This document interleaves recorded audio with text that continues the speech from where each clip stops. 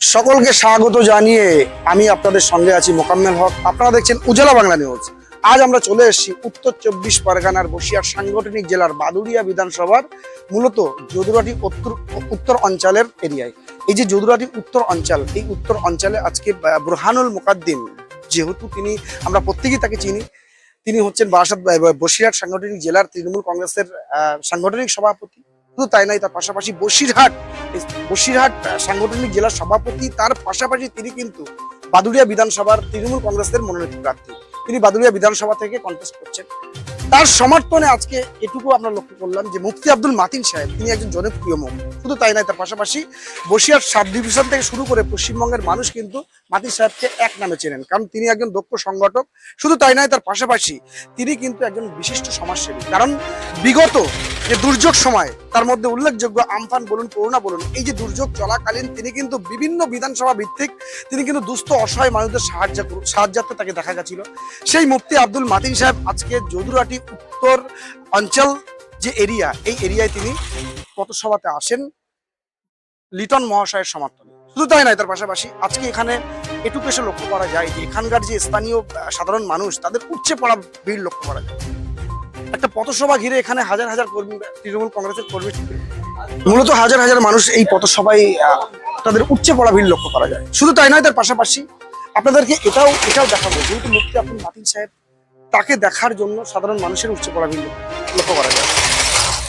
বুরহানুল মুকাদ্দিম লিটন মহাশয়, তার কতটা লিড হতে পারে এই বিধানসভা থেকে, বাদুড়িয়া বিধানসভা থেকে তিনি কত লিড পেতে পারেন, বা এই অঞ্চল যদুরাটি উত্তর অঞ্চল থেকে তিনি কতটা লিড পেতে পারেন, সেটা এখানকার সাধারণ মানুষের থেকে আমরা পেয়েছি। শুধু তাই নয়, আপনাদেরকে এটাও দেখাবো যে এখানকার যে এই যে যদুরাটি উত্তর অঞ্চলের যিনি প্রধান, তিনি সাংবাদিকদের মুখোমুখি হয়ে কি বলেছেন, বিস্তারিত আপনাদের সামনে রাখবো। এবং এবারের ভোটের লিস্টে 91,000 যা বাদ গেছে, তার ভিতরে তো প্রায় 63,000 হিন্দু সম্প্রদায়ের মানুষ। সুতরাং হিন্দুরা ওই ঢপের চপ আর খুব একটা খাবে না।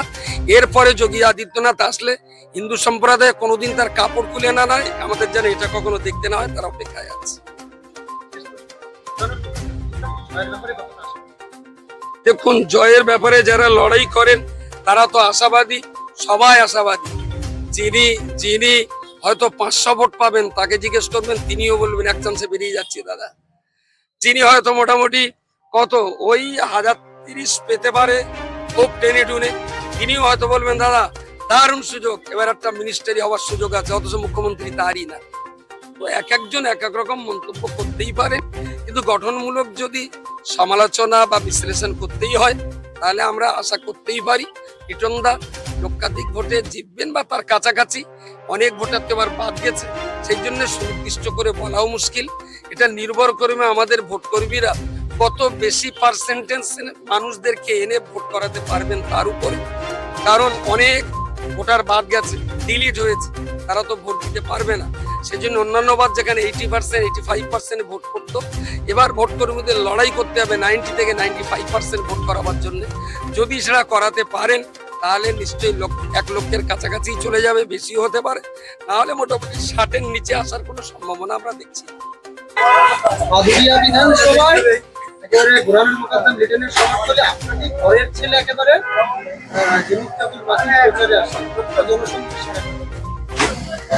মাদি সাহেবের তো আমাদের ধর্মগুরু হিসেবে বিগত দিন থেকে ইসলাম প্রচার করার ক্ষেত্রে প্রত্যেকটা মানুষের সাথে নিবিড় সম্পর্ক আছে। সেই সাথে সাথে তিনি আজকে রাজনৈতিক ময়দানে এই বাংলা বাঁচানোর লড়াইয়ে, সাধারণ মানুষের স্বাধীনতাকে রক্ষা করার যে লড়াইয়ে তিনি সামিল হয়েছেন, অবশ্যই সে সাড়া তো পড়বেই।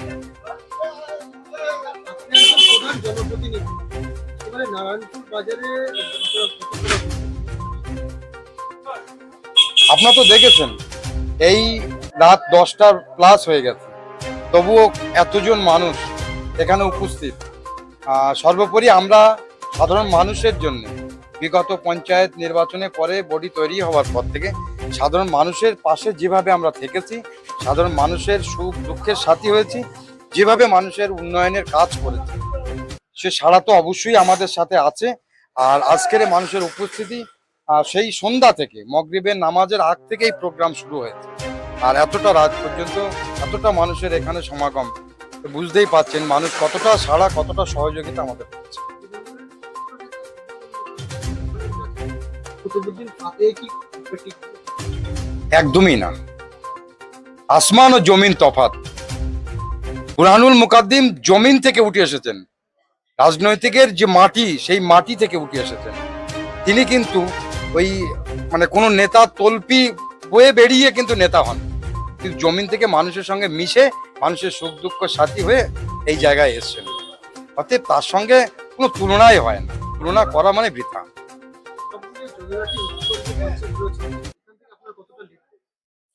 আমাদের টার্গেট আছে 10 থেকে 11,000 ভোটের লিড। আমাদের এখানে 17,000 প্লাস ভোটার আছে।